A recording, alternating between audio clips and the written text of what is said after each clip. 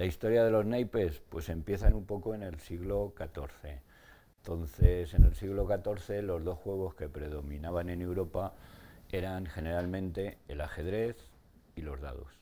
Entonces juntaron como las principales figuras, como eran, yo que sé, pues el rey, el caballo, que se utiliza en el ajedrez, la sota, que es un poco el alfil, y luego de los dados pues sacó los numerales. Habían 6, pero ellos decidieron que hubiera 9, porque las primeras barajas que se conocen son de 48 naipes. En el siglo XV lo que ocurre es lo siguiente, empiezan a extenderse el juego de los naipes, sobre todo a partir de que Gutenberg empieza con la imprenta. ¿Por qué oros, copas, espadas y bastos? Un poco porque eran como los 4 poderes que habían en Europa.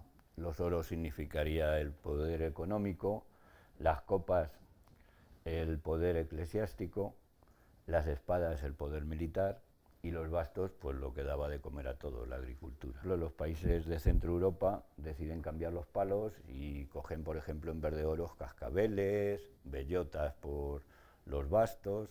El siglo XVIII para nosotros es como el siglo de oro de las barajas, porque en el siglo XVIII digamos que existen la gran revolución con el tema de los naipes. Normalmente un naipe está compuesto de 3 capas, lo que se llama el anverso, el reverso y lo que se llama corazón, o sea, son 3 capas de papel. Lo que ocurre en el siglo XVIII es que se decide que la baraja, aparte de ser para jugar, sea un poco instrumento de cultura. La baraja era un grabado o una silografía, ¿sabéis lo que es silografía? O sea, impresión con madera. Entonces, lo único que te marca es lo negro. Tú lo que tienes que hacer es luego darle color a la baraja, y eso generalmente se hacía en mano. Las barajas del siglo XIX son muy especiales porque son barajas con un colorido espectacular.